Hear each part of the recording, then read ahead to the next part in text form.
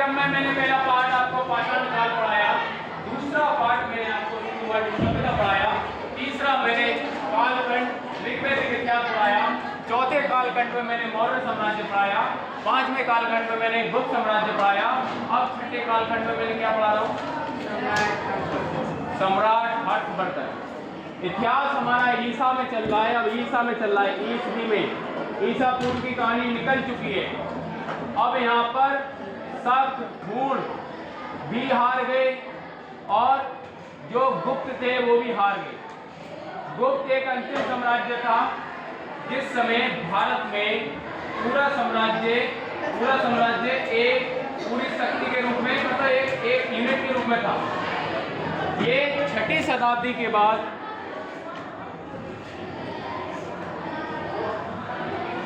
6वीं शताब्दी के बाद 6वीं और 7वीं शताब्दी से, ऐसे बोलेंगे 6वीं और 7वीं शताब्दी से और 11वीं शताब्दी तक, सदी या शताब्दी तक, और छोटे छोटे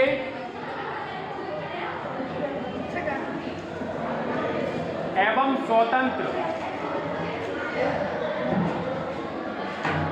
राज्य। इस इतिहास में आपको कुछ पता हो या ना पता हो, ये बात आपको जरूर पता हो कि 6वीं और 7वीं शताब्दी, अर्थात 6वीं और 7वीं शताब्दी का मतलब है कालखंड में देखेंगे तो समय में देखेंगे तो 6वीं और 7वीं शताब्दी, और घटनाओं में देखेंगे तो घटना कौन सी होगी?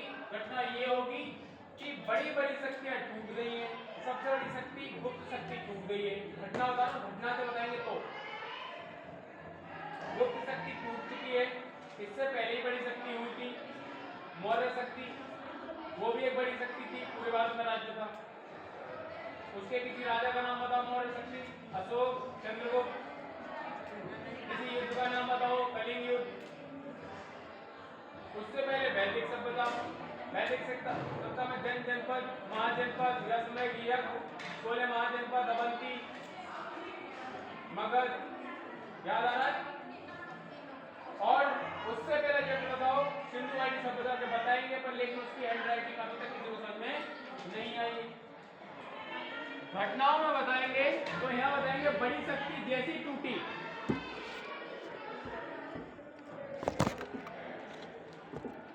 बड़ी शक्ति जैसे ही टूटी छोटे छोटे भागों में,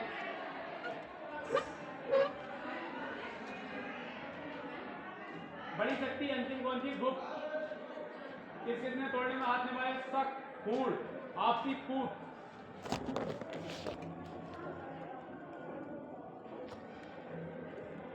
आपसी फूट।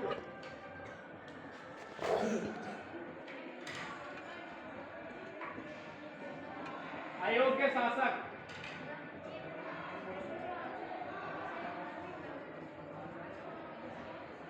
तो अब में तुम्हें आपसी फूट चल रही है, अयोग्य व्यक्ति को तुम मंत्री संतरी बना रहे हो तो उससे नुकसान है, बड़ी शक्ति टूटेंगी, ये सीख लेनी चाहिए। घटना में बताओगे तो ऐसे बताओ कि जहां बड़ी शक्तियां टूटनी शुरू हो गई थी और छोटे छोटे साम्राज्य शुरू हो गए थे और ये 11वीं सदी तक चले। उसके बाद यहाँ पर कौन आ गए? सुल्तान, दिल्ली सल्तनत या सुल्तान। सुल्तान मतलब मुस्लिम राजा या दिल्ली सल्तनत।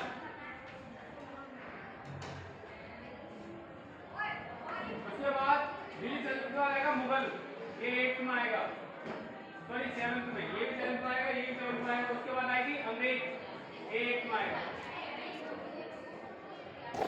ये 8th में पढ़ोगे, 7th में पढ़ोगे, 6th में यहाँ पर लास्ट कर रहे हो। तो this is the last chapter of the history. Sequentially समझो, सीक्वेंसली पाठ को समझने में दिन 1 लगे, दिन 2 लगे, दिन 3 लगे, दिन 4 लगे, दिन 5 लगे, लेकिन दिन जब लगे तो आपको बुद्धि में समझना चाहिए। ये समझ में आ गया? नो डाउट, कोई डाउट नहीं है। पूरा भारत छोटे छोटे राज्यों में टूटा हुआ है, पूरा भारत छोटे छोटे राज्यों में टूटा हुआ है। अब उत्तर भारत में बेटा क्या हुआ? उत्तर भारत का मतलब क्या है? ये जो उत्तर वाला मैं छोटा सा भारत नहीं बना पाऊंगा बस।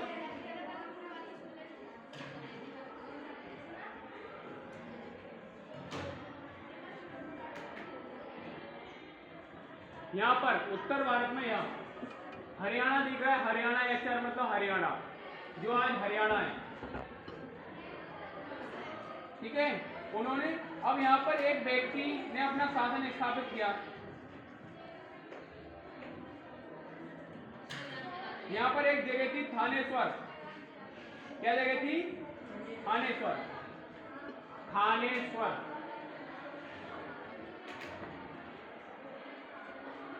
थानेश्वर के छोटे से स्थानीय राजा थे हर्षवर्धन। थानेश्वर के छोटे से राजा थे, इन्होंने यहाँ से अपना साम्राज्य विस्तार करना शुरू किया। यहीं से हम पढ़ेंगे और मैप में भी देखिए थानेश्वर लिख रहा है, थानेश्वर। यहाँ से ये छोटा छोटा साम्राज्य करेगा। अब मैं तुम्हें पार्ट लाइन बाय लाइन समझाऊंगा। गुप्त काल में हुण द्वारा पतन के लगभग 100 वर्ष पश्चात भारत में नई शक्ति का उदय हुआ। हुणों ने जो पतन किया लगभग उसके 100 वर्ष के पश्चात। अब एक एक लाइन को अंडरलाइन करेंगे। 100 वर्ष के पश्चात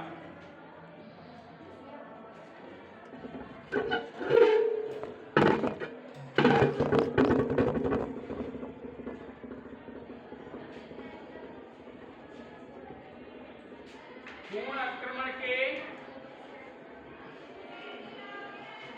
100 वर्ष पश्चात एक स्वतंत्र राज्य थानेश्वर बना। और भी बने, लेकिन थानेश्वर ही क्यों बढ़ रहे हैं कि थानेश्वर आगे और बढ़ा।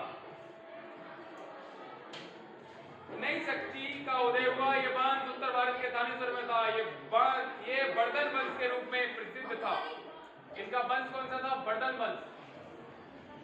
बर्धन वंश के प्रथम राजा का नाम प्रभाकर बर्धन था। उनके प्रथम राजा का नाम कौन सा वंश था? बर्धन वंश।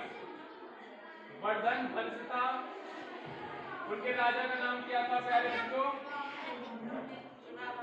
प्रभाकर बर्धन। प्रभाकर बर्धन,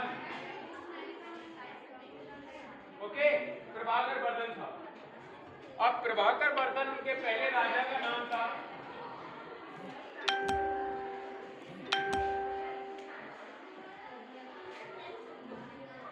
प्रभाकर बर्धन उनके पहले राजा का नाम था। प्रभाकर बर्धन ने हुणों पर कई आक्रमण किए। हुण युद्ध कौशल में पारंगत नहीं थे, खत्ता मारते थे, अंतर मारते थे।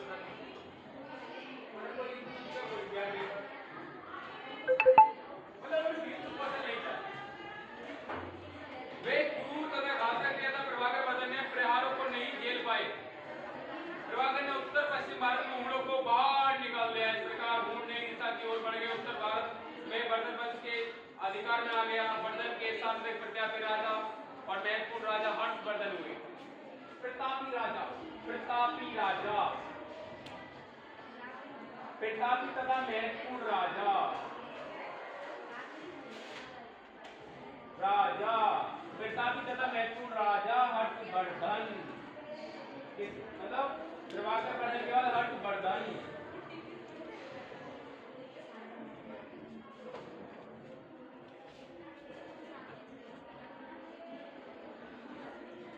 वे प्रभाकर बर्धन के पुत्र राजवर्धन के बड़े भाई, राज्यवर्धन के बड़े भाई और राज्य श्री उनकी बड़ी बहन थी। उनके भैया का नाम क्या था? राज्यवर्धन।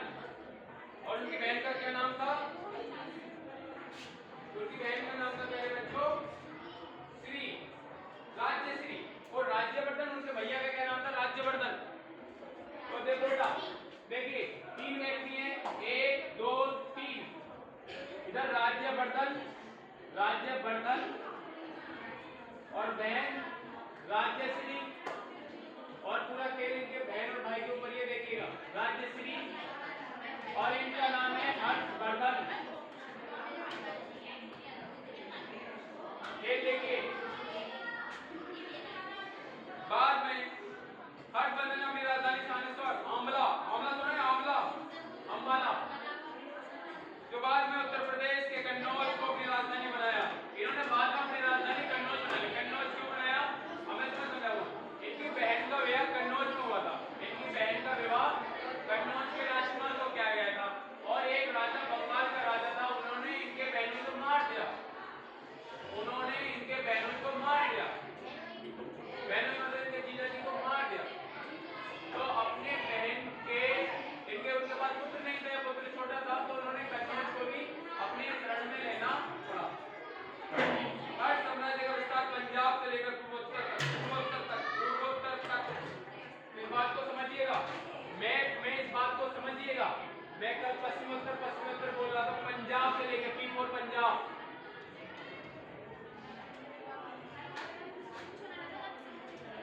और पंजाब और पूर्वोत्तर मतलब यहाँ तक, असम तक,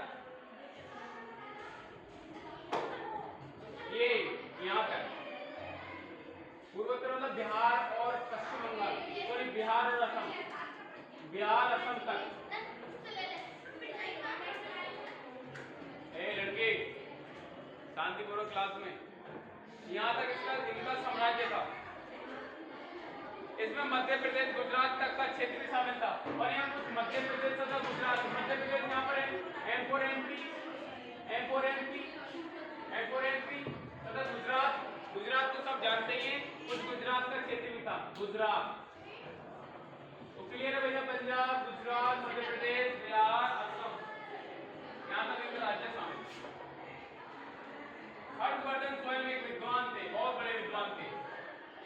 वे स्वयं भी विद्वानों का आश्रयदाता थे। हर्ष ने स्वयं नंगाद, रत्नावली, प्रियदर्शिका नाटक की रचना की। तीनों के नाम पता होना चाहिए, नंगाद, रत्नावली, प्रियदर्शिका नाटक की रचना की।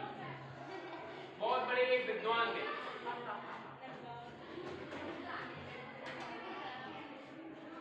इनमें इनके एक दरबारी कवि भी थे, समुद्रगुप्त के उसमें दरबारी कवि कौन थे? कालिदास। इनके में कौन थे बेटा? इनके में दरबारी कवि कौन थे? बाणभट्ट। और बाणभट्ट ने कौन सी किताब लिखी थी? दरबारी। इनके मतलब उन्होंने लिखी हर्षचरित। हर्ष के चरित्र पर एक किताब लिखी गई, हर्षचरित।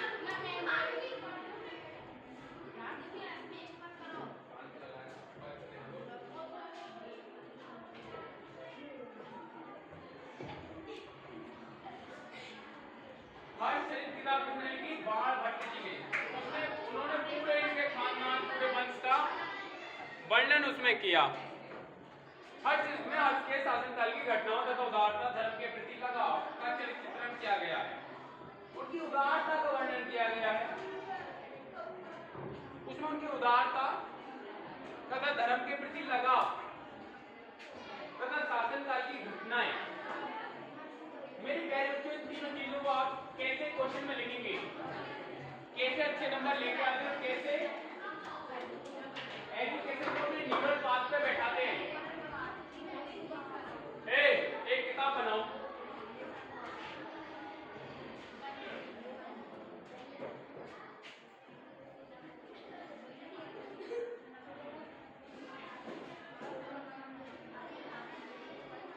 ये हर्षचरित है। हर्षचरित में क्या? शासनकाल की घटनाएं। तो कैसे नोट बनाते हैं? शासनकाल की घटनाएं।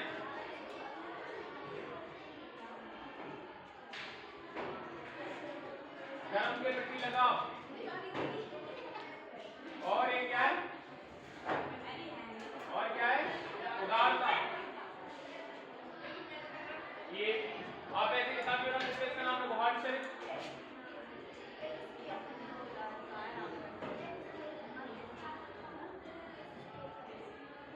ऐसे नोट बनाया करो, ऐसे कॉपी में आंसर लिख के आया करो। देखिए कौन नंबर काटता है तुम्हारे एजुकेशन जब तक न्यूरल पाथ पे नहीं बैठेगी, तुम्हारे साथ न्याय नहीं है, चाहे आप कितना ही पढ़ लो।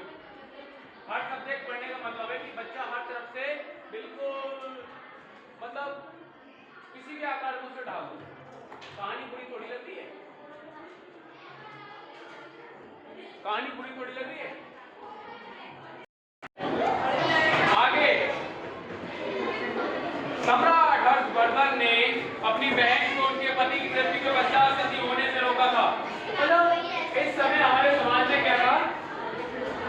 सती प्रथा थी। तो इन्होंने उनके पति की मृत्यु हो गई थी, उनके बहनों की, तो सती प्रथा होने से इन्होंने रोका। कितना अच्छा काम किया उन्होंने। सती प्रथा के साथ साथ सामाजिक कुरीतियों पर प्रतिबंध लगाया। सामाजिक कुरीतियों पर प्रतिबंध लगाया। इनको समझिए, सामाजिक कुरीतियां, सामाजिक कुरीतियों का मतलब सामाजिक बुराई।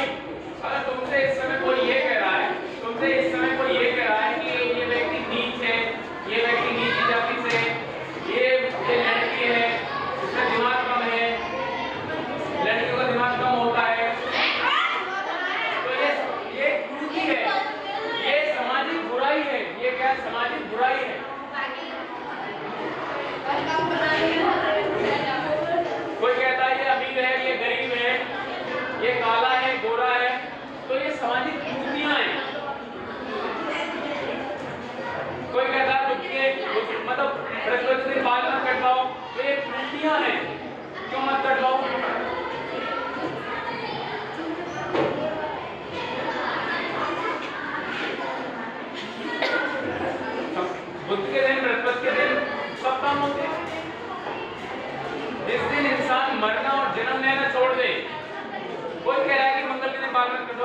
से बाल मत कटवाओ, ये मत करो, वो मत करो। उस दिन ये चेक करो कि शायद मृत्यु, इस दिन किसी की मृत्यु हुई है, डेफिनेट हर किसी की मृत्यु हुई है। इस दिन किसी का जन्म हुआ है, डेफिनेट हर किसी का जन्म हुआ है। तो बेटा हमारे समय है वो तार्किकता तथा अपनी समस्याओं को समाधान करने का समय है, समाज को आगे बढ़ाने का समय है, ना कि समाज को रोकने का समय है। पहले लड़कियों को पढ़ाया नहीं जाता था तो वो सामाजिक कुरीति थी।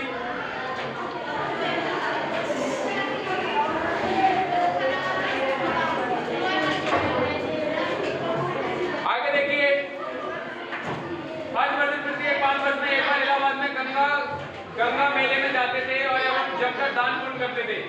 5 वर्ष गंगा मेला, जमकर दान।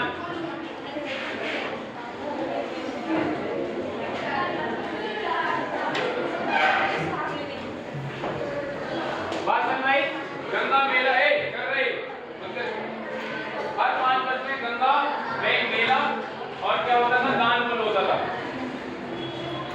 ये सभी धर्मों के विद्वान, सभी धर्मों के विद्वानों को, पुरोहितों को, किसानों को दान दिया करते थे। मतलब किसको? विद्वानों को, पुरोहितों को, किसानों को। विद्वान से ना से ज्ञान को किसान और पुरोहित, सभी को दान दिया करते थे।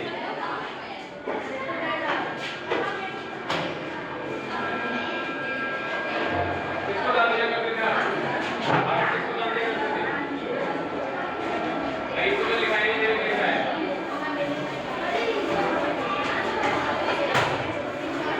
किसको दान दिया करते थे? बताओ यार, कैसे बताओ यार, कैसे? आ जाओ, आओ बात लीजिए। किसको दान दिया करते थे? किसको दान दिया करते थे? जोर से बोलिए, किसको?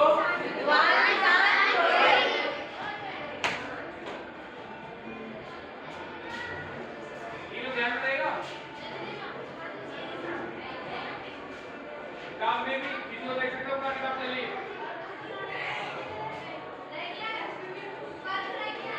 प्रत्येक 5 वर्ष में स्वयं एकत्रित अपनी संपूर्ण राशि का दान कर देते।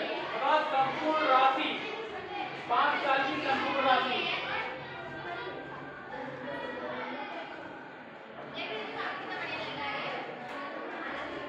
कोई कर सकता है इसको समझ में?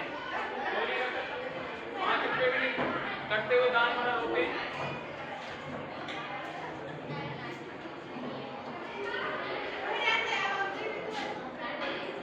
अब देखिए, कुछ मिनट रहे, देखिए। हर्ष के प्रयासों से कुंभ को एक बार भव्य स्वरूप मिला। हर्ष ने कुंभ को एक बार लगवाया था अपने पैसे से। कुंभ में दान करने का उल्लेख, बुद्ध चर्चाओं में सहयोग करने का उल्लेख, और वो बुद्ध चर्चाओं में भी सहयोग करते थे। मैंने तुम्हें बौद्ध धर्म पढ़ाया था, उस समय से बुद्ध धर्म भी चल के आ रहा है, आज भी कोई बुद्ध धर्म उन्हीं प्रथाओं से चल के आ रहा है। तो बुद्ध धर्म की चर्चा ना होती थी, उनको दान देते थे, कुंभ को दान देते थे।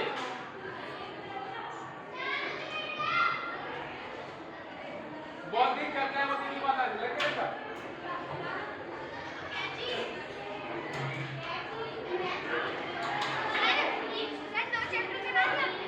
अभी नहीं पढ़ा रहा हूँ, घंटा लग गया। देखिए, सेल्फ स्टडी करके आएंगे, अगला चैप्टर बाकी, ये आगे चैप्टर।